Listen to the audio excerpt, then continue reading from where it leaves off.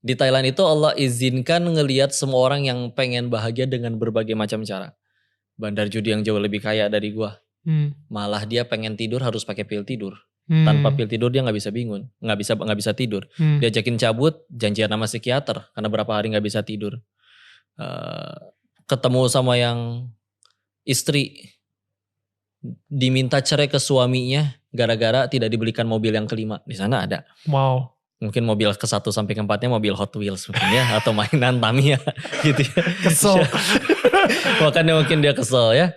Ketemu sama yang beberapa di sana dari dunia entertainment, artis yang bunuh diri ada, yang stres sampai ya kecanduan narkoba ada.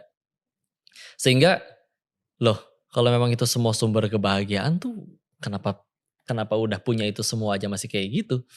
Ya, kalau bahagia dari tampan, cantik, rupawan ya sama ya, artis juga pada kawin cerai padahal cantiknya iya, tampannya iya. Sehingga akhirnya di situ diizinin ngasih ngelihat kayak oh enggak bahagia. Bahkan yang beberapa hal yang unik kayak ada perempuan umur 34 tahun lagi ngobrol sama temennya. Lagi berbicara tentang aborsi untuk yang ke-23 kalinya. Padahal hidupnya luar biasa mewahnya nyawa. Cuman mereka bisa setidak bahagia itu. Sehingga akhirnya mikir, nyari bahagia dari mana berarti ini ya? Akhirnya dapat 2 kesimpulan. 1, anak kecil yang yang bahagianya tanpa batas, tanpa alasan. 1 anak kecil. 2, katanya orang yang ketemu sama Tuhannya katanya dalam hatinya.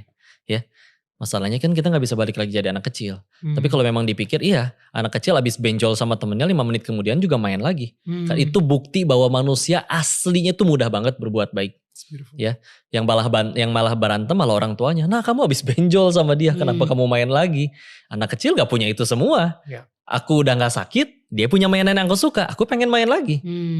Dan fakta bahwa kemarin diundang pengajian di SCBD ya, di situ dengan orang dengan mobil mewahnya, gedung-gedung tinggi, turun dengan pakaian necis, tapi senyumnya pahit semua. Sebagaimana senyumnya orang yang udah gede lah. Senyum-senyum yang mikirin cicilan, mikirin macam-macam gitu. Nggak bisa selepas anak kecil. Ya. Maka salah satu yang dijadikan pelajaran di situ adalah anak kecil itu mereka bisa semudah itu bahagia. Ogut menyimpulkannya ya, gue menyimpulkannya kayak mereka belum punya pesaing Allah di hatinya. Meskipun mereka nggak ngerti Allah ya. Mereka dari awal nggak ngerti itu. Dan kita pernah berada di posisi itu karena kita lahir gak langsung segede ini kan. Dan ketika kita udah gede kita mulai ngerasain yang namanya, oh gini ya rasanya punya duit. Oh gini ya rasanya populer. Oh gini ya rasanya punya jabatan. Sehingga itu menjadi standar di diri kita. Sehingga akhirnya kita dikurung oleh keinginan kita sendiri. Bahagia itu nanti kalau aku udah punya rumah di perumahan itu. Bahagia tuh nanti kalau aku udah punya uang sebanyak dia. Salah satu kenapa Islam sebetulnya, izin gak apa-apa jadi nyambung ke Islam ya. Karena memang ketika dulu nyari kebahagiaan, udah coba nyobain itu semua dan sekeliling udah coba ngejar dari itu semua gak bahagia juga.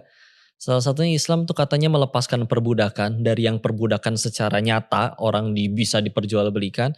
Tapi termasuk salah satunya adalah ia bisa membebaskan manusia dari diperbudaknya dia itu dari keinginan-keinginan dia itu tadi. Ketika akhirnya manusia sudah dilepaskan dari itu semua, maka ya udah akhirnya lepas dari bahagia yang jadi tanpa alasan, berbuat baiknya jadi tanpa alasan. Sehingga itu pun akhirnya menjawab kenapa ya orang-orang yang soleh zaman dahulu, baik di kepercayaan manapun, ketika akhirnya dia sudah dapat ke arah sana, kok dia pahalanya lebih banyak, dosanya terampuni lebih sedikit, ujiannya lebih parah dari kita, tapi berbuat baik lebih banyak dari orang lain. Kenapa mereka sebegitunya?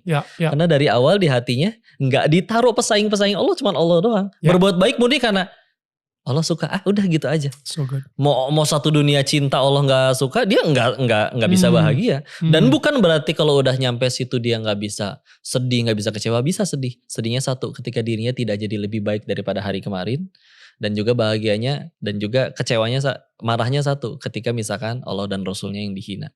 Pola pikirnya berubah dari yang tadinya bertanya apa aku sudah bahagia, sekarang menjadi bertanya sudah berapa orang yang ku bahagiakan. Itu enak banget hidup kayak gitu ternyata.